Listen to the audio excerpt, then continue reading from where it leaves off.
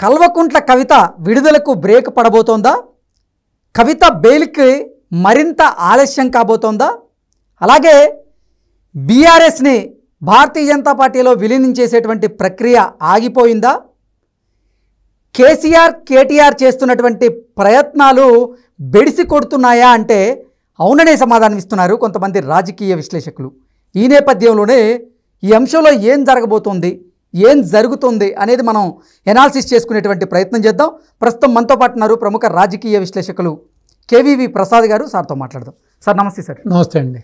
Sir, Kalvakuntla Kavitha విడుదలకు break పడబోతుందని, ఆవిడ బెయిల్కి మరింత ఆలస్యం అయ్యేటువంటి అవకాశం ఉందని, కేసీఆర్ చేస్తున్నటువంటి ప్రయత్నాలు బెడిసి కొడుతున్నాయని, ఇప్పట్లో భారతీయ జనతా పార్టీలో బీఆర్ఎస్ని విలీనం చేసేటువంటి ప్రక్రియ కూడా జరగదు, ఆగిపోయింది అనేటువంటి వార్తలు సోషల్ మీడియా వేదికగా చక్కర్లు కొడుతూ ఉన్నాయి. ఏంటి సార్ అసలు ఏం జరుగుతుంది బీఆర్ఎస్లో? ఇప్పుడు ఒకటండి, ఏదైనా కూడా ఇప్పుడు కేసీఆర్ గారి యొక్క అజెండా ఏంటి? ఏదో ఆంధ్ర వాళ్ళు దోచేస్తున్నారు, ఆంధ్ర వాళ్ళదే పెత్తనం చెలరేగుతుంది ఇక్కడ. సో మనకి ఇక్కడ నీళ్లు నియమాలు అన్నీ కూడా మన ప్రాంతానికి కావాలంటే సో మన పార్టీ అధికారంలోకి రావాలని చెప్పి టీఆర్ఎస్ అధికారంలోకి వచ్చింది. అధికారంలోకి వచ్చిన తర్వాత ఈ కుటుంబం చేసిన పని ఏంటండి? ఇప్పుడు కేటీఆర్ తీసుకుంటే కేటీఆర్ ఎక్కడో అమెరికాలో ఏదో ఒక సర్వీస్ అపార్ట్మెంట్స్ నడుపుకుంటూ జీవనం గడిపేవారు. అలాగే ఈవిని తీసుకుంటే ఒక 2 బ్రాంచ్లు పెట్టుకుని ఏదో ఒక ఏమంటారు దీన్ని, సెలూనా, బ్యూటీ పార్లర్ అది వీళ్ళ కుటుంబ నేపథ్యం. సో కేటీఆర్ తెలుసు కదా, కేటీఆర్ అన్న హరీష్ అన్న అంత మనకు తెలిసిన నేపథ్యం.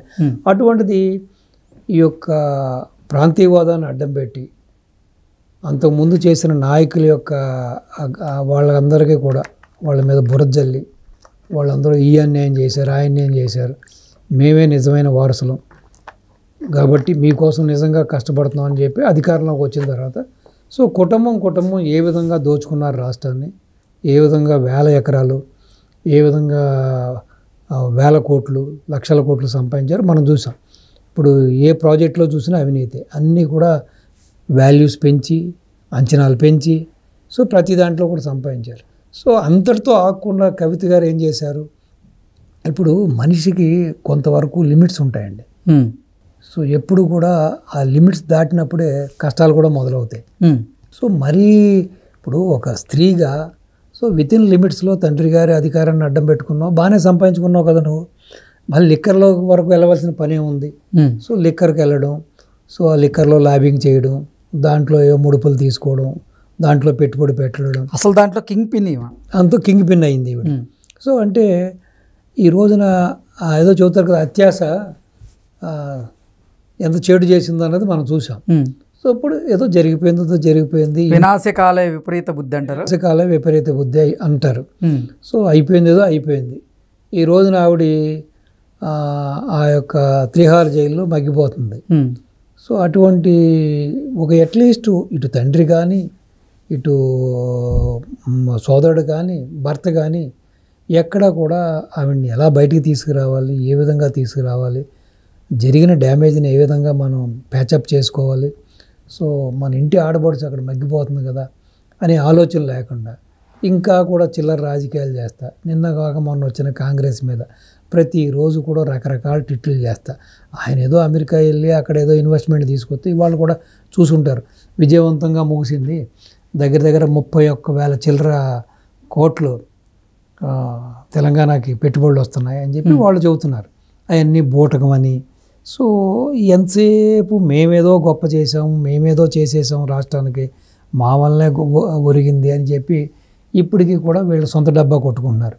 సో ఏదో ప్రయత్నాలు చేశారన్నారు, చివరికి అవసరమైతే వీళ్ళు చేసిన ఇక్కడ నీటిపారుదల రంగంలో కానీ వివిధ రంగాల్లో చేసిన అవినీతి గురించి, లేకపోతే ఇప్పుడు లిక్కర్ కేసు నుంచి బయటపడడం కోసం కుటుంబమే అవినీతిలో మునిగిపోయింది. సో బయటపడడం కోసం ఏదో అవసరమైతే బీఆర్ఎస్ను కూడా విలీనం చేయడానికి సిద్ధపడ్డారని, ఆ విధంగానే చర్యలు జరుగుతున్నాయని చెప్పి సో దాని గురించి హరీష్ అయినా కేటీఆర్ అయినా కేసీఆర్ అయినా ఢిల్లీ చుట్టూ చక్కర్లు కొడుతున్నారని చెప్పి అనేక ఊహాగానాలు, అనేక వార్తా కథనాలు కూడా వస్తున్నాయి. సో మళ్ళీ అదేదో బెడిసి కొట్టిందని, ఆ ప్రక్రియ గడ్డుపడిందని, సో ఇప్పుడు ఆలస్యం అవుతున్న దృష్ట్యా ఇటు బెయిల్ దొరకకుండా ఇంకా అది కొనసాగుతున్న దృష్ట్యా సో రకరకాల ఊహాగానాలు కలుగుతున్నాయి. సో ఏదేమైనా సరే అసలు కూతుర్ని ఏ విధంగా బయటకు తెచ్చుకుంటాన ఆలోచన ఎక్కడ ఆయన దగ్గర కనిపించట్లేదు.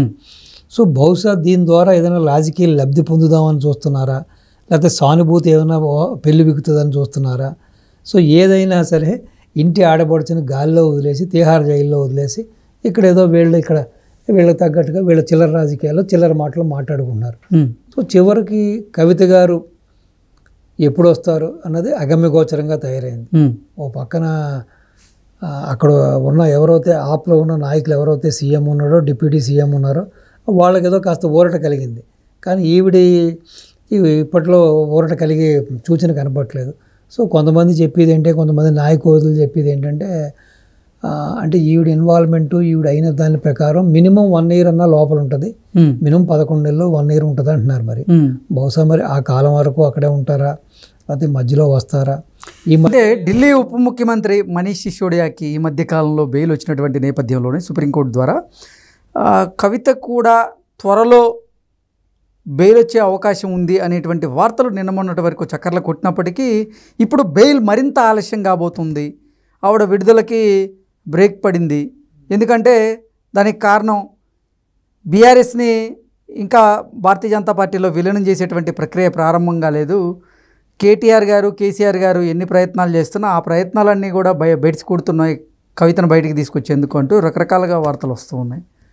డెఫినెట్గా మీరు చెప్పినట్టుగానే దీంట్లో 2 కోణాలు ఉన్నాయని చెప్పి చాలామంది మాట్లాడుకోవడం జరుగుతుంది. కొంతమంది బీఆర్ఎస్ నాయకులు కూడా మాట్లాడుకుంటున్నారు, వెనకాల చెవులు కోరుకుంటున్నారు. ప్లస్ కొంతమంది రాజకీయ ప్రత్యర్థులు కూడా మాట్లాడుకున్నారు. ప్లస్ అలాగే అనేక కథనాలు కూడా మీకు చక్కర్లు కొడుతున్నాయి. దీంట్లో ఉన్న కోణాలు ఏంటంటే, ఒకటి ఆర్థిక కోణం, ఒకటి రాజకీయ కోణం. మీరు చెప్పినట్టుగా కంప్లీట్గా సరెండర్ అయ్యి కేసీఆర్ ఫ్యామిలీ సరెండర్ అయ్యి ఇక మేము రాజకీయాల నుంచి తప్పుకుంటున్నాం, కంప్లీట్గా బీఆర్ఎస్ని బీజేపీకి విలీనం చేసేస్తున్నాం, మాది యాక్టివ్ పార్టిసిపేషన్ లేదు అని ఏదో ఎదురు చూస్తున్నట్టుగా కొంతమంది సెంటర్లో పెద్దలు కొన్ని ఆదేశాలు ఇచ్చినట్టుగాను, కొన్ని హుకుం జారీ చేసినట్టుగా కొన్ని కథనాలు. రెండోది భారీ మొత్తంలో ఇదిగో మీరు ఈ యొక్క 10 ఏళ్లలో మీరు ఇన్ని లక్షల కోట్లు సంపాదించారు కాబట్టి సో ఇది ప్యాకేజ్ ఇస్తే మేము ఏదైనా సడలింపు చేస్తామని కొన్ని కథనాలు సో అవుతున్నాయి.